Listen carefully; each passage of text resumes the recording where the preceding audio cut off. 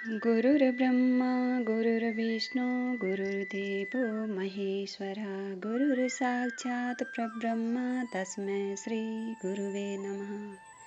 मैं अपने गुरुदेव महादेव के चरणों में कोटि कोटि प्रणाम करती हूँ। माँ भवानी के चरणों में कोटि कोटि प्रणाम करती हूँ। सभी देवी देवताओं के चरणों में कोटि कोटि प्रणाम करती हूँ। सभी गुरु भाई बहनों के चरणों में मेरा कोटि कोटि प्रणाम। आज हम सुनेंगे शिव पुराण की रुद्र संहिता द्वितीय खंड में से प्रयाग में समस्त महात्मा मुनियों द्वारा किए गए यज्ञ में दक्ष का भगवान शिव को तिरस्कार पूर्वक शाप देना तथा नंदी द्वारा ब्राह्मण कुल को शाप प्रदान, भगवान शिव का नंदी को शांत करना। ब्रह्मा जी कहते हैं, नारद पूर्व काल में समस्त महात्मा मुनि प्रयाग में एकत्र हुए थे। वहाँ सम्मिलित हुए उन सब महात्माओं का विधि विधान से एक बहुत बड़ा यज्ञ हुआ। उस यज्ञ में सनकादि सिद्धगण, देव ऋषि, प्रजापति, देवता तथा ब्रह्मा का साक्षात्कार करने वाले ज्ञानी भी पधारे थे। मैं भी मूर्तिमान महातेजस्वी निगमों और आगमों से युक्त हो सब परिवार वहाँ गया था। अनेक प्रकार के उत्सवों के साथ वहाँ उनका विचित्र समाज जुटा था। नाना शास्त्रों के संबंध में ज्ञान चर्चा एवं वाद विवाद हो रहे थे। मुने उसी अवसर पर सती तथा पार्षदों के साथ त्रिलोक हितकारी सृष्टिकर्ता एवं सबके स्वामी भगवान रुद्र भी वहां आ पहुंचे। भगवान शिव को आया देख संपूर्ण देवताओं, सिद्धों तथा मुनियों ने और मैंने भी भक्ति भाव से उन्हें प्रणाम किया और उनकी स्तुति की। फिर शिव की आज्ञा पाकर सब लोग प्रसन्नतापूर्वक यथास्थान बैठ गए। भगवान का दर्शन पाकर सब लोग संतुष्ट थे और अपने सौभाग्य की सराहना कर रहे थे। इसी बीच में प्रजापतियों के भी पति प्रभु दक्ष, जो बड़े तेजस्वी थे, अकस्मात घूमते हुए प्रसन्नतापूर्वक वहां आए। वे मुझे प्रणाम करके मेरी आज्ञा ले वहां बैठे।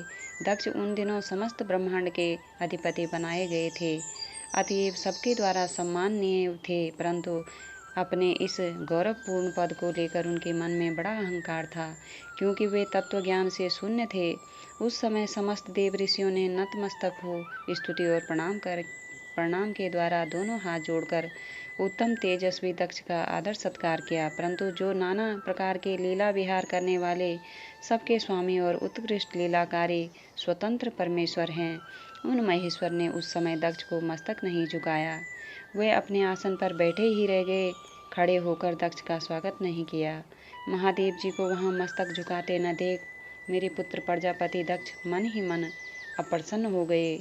उन्हें रुद्र पर सहसा क्रोध हो आया।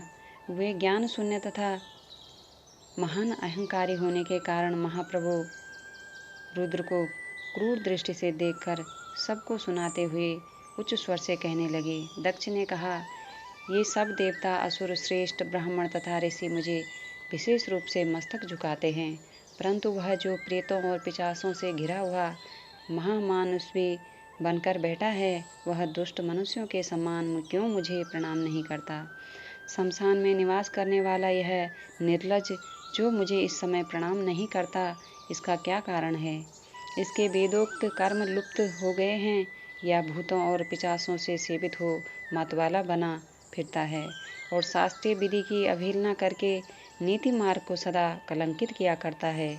इसके साथ रहने वाले या इसका अनुसरण करने वाले लोग पाखंडी, दुष्ट, पापाचारी तथा ब्राह्मण को देखकर उद्दंडतापूर्वक उसकी निंदा करने वाले होते हैं। यह स्वयं ही स्त्री में आसक्त रहने वाला तथा रति कर्म में ही दक्ष है, अतः मैं इसे शाप देने को उद्यत हुआ हूँ। यह रुद्र चारों वर्णों से पृथक और कुरूप है, इसे यज्ञ से बहिष्कृत कर दिया जाए। यह शमशान में निवास करने वाला तथा उत्तम कुल और जन्म से हीन है, इसलिए देवताओं के साथ यह यज्ञ में भाग न पाए। ब्रह्मा जी कहते हैं, नारद, दक्ष की कही हुई यह बात सुनकर भृगु आदि बहुत से महर्षि रुद्रदेव को दुष्ट मानकर देवताओं के साथ उनकी निंदा करने लगे। दक्ष की बात सुनकर नंदी को बड़ा रोष हुआ। उनके नेत्र चंचल हो उठे और वे दक्ष को शाप देने के विचार से तुरंत इस प्रकार बोले। नंदीश्वर ने कहा, अरे रे महामूढ़, दुष्ट बुद्धि, सठ दक्ष, तूने मेरे स्वामी महेश्वर को यज्ञ से बहिष्कृत क्यों कर दिया? जिनके स्मरण मात्र से यज्ञ सफल और तीर्थ पवित्र हो जाते हैं, उन्हीं महादेव जी को तूने साप कैसे दे दिया? दुर्बुद्धि दक्ष, तूने ब्राह्मण जाति की चपलता से प्रेरित हो इन रुद्रदेव को व्यर्थ ही साप दे डाला है। महाप्रभु रुद्र सर्वथा निर्दोष हैं, तथापि तूने व्यर्थ ही उनका उपहास किया है। ब्राह्मणाधम जिन्होंने इस जगत की सृष्टि की, जो इसका पालन करते हैं और अंत में जिनके द्वारा इसका संहार होगा, उन्हीं इन महेश्वर रूप को तूने साप कैसे दे दिया?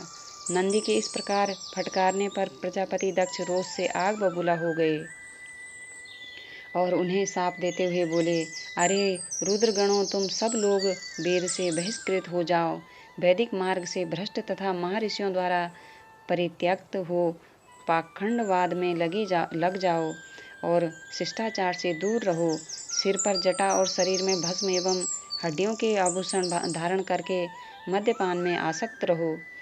जब दक्ष ने शिव के पार्षदों को इस प्रकार शाप दे दिया, तब उस शाप को सुनकर शिव के प्रिय भक्त नंदी अत्यंत रोष के वशीभूत हो गए। शिलाद पुत्र नंदी भगवान शिव के प्रिय पार्षद और तेजस्वी हैं। वे गर्भ से भरे हुए महादुष्ट दक्ष को तत्काल इस प्रकार उत्तर देने लगे। नंदीश्वर बोले, अरे सट दुर्बुद्धि दक्ष, तुझे शिव के तत्व का बिल्कुल ज्ञान नहीं है, अतः तूने शिव के पार्षद को व्यर्थ ही शाप दिया है। अहंकारी दक्ष, जिनके चित्त में दुष्टता भरी है, उन भृगु आदि ने भी ब्राह्मण तत्व के अभिमान में आकर महाप्रभु महेश्वर का उपहास किया है। अतः यहाँ जो भगवान रुद्र से विमुख तुझ जैसे दुष्ट ब्राह्मण विद्यमान हैं, उनको मैं रुद्र तेज के प्रभाव से ही शाप दे रहा हूँ। तुझ जैसे ब्राह्मण कर्मफल के प्रशंसक वेदवाद में फंसकर वेद के तत्व ज्ञान से शून्य हो जाएं। वे ब्राह्मण सदा भोगों में तन्मय रहकर स्वर्ग को ही सबसे बड़ा पुरुषार्थ मानते हुए स्वर्ग से बढ़कर दूसरी कोई वस्तु नहीं है, ऐसा कहते रहें तथा क्रोध, लोभ और मद से युक्त हो निर्लज भिक्षुक बने रहें। इतने ही ब्राह्मण वेद मार्ग को सामने रखकर शूद्रों का यज्ञ कराने वाले और दरिद्र होंगे, सदा दान लेने में ही लगे रहेंगे। दूषित दान ग्रहण करने के कारण वे सबके सब नरकगामी होंगे। दक्ष, उनमें से कुछ ब्राह्मण तो ब्रह्म राक्षस भी होंगे, जो परमेश्वर शिव को सामान्य देवता समझकर उनसे द्रोह करता है। वह दुष्ट बुद्धि वाला प्रजापति दक्ष तत्व ज्ञान से विमुख हो जाए। यह विषय सुख की इच्छा से कामना रूपी कपट से युक्त धर्म वाले गृहस्थाश्रम में आसक्त रहकर कर्म कांड का तथा कर्म फल की प्रशंसा करने वाले सनातन वेदवाद का ही विस्तार करता रहे। इसका आनंददायी मुख नष्ट हो जाए, यह आत्मज्ञान को भूलकर पशु के समान हो जाए तथा यह दक्ष कर्म भ्रष्ट हो शीघ्र ही बकरे के मुख से युक्त हो जाए। इस प्रकार कुपित हुए नंदी ने जब ब्राह्मणों और दक्ष ने महादेव जी को शाप दिया, तब वहाँ महान हाहाकार मच गया। नारद, मैं वेदों का प्रतिपादक होने के कारण शिव तत्व को जानता हूँ, इसलिए दक्ष का वह शाप सुनकर मैंने बारंबार उसकी तथा भृगु आदि ब्राह्मणों की भी निंदा की। सदाशिव महादेव जी भी नंदी की वह बात सुनकर हंसते हुए से मधुर वाणी में बोले। वे नंदी को समझाने लगे। सदाशिव ने कहा, नंदिन, मेरी बात सुनो, तुम तो परम ज्ञानी हो, तुम्हें क्रोध नहीं करना चाहिए। तुमने भ्रम से यह समझकर कि मुझे शाप दिया गया, व्यर्थ ही ब्राह्मण कुल को शाप दे डाला। वास्तव में मुझे किसी का शाप छू ही नहीं सकता, अतः तुम्हें उत्तेजित नहीं होना चाहिए। वेद मंत्राक्षर में और सूक्तमय है, उसके प्रत्येक सूक्त में समस्त देहधारियों के आत्मा परमात्मा प्रतिष्ठित हैं, अतः उन मंत्रों के ज्ञाता नित्य आत्मवेता हैं, इसलिए तुम रोषवश उन्हें शाप ना दो। किसी की बुद्धि कितनी ही दूषित क्यों ना हो, वह कभी वेदों को शाप नहीं दे सकता।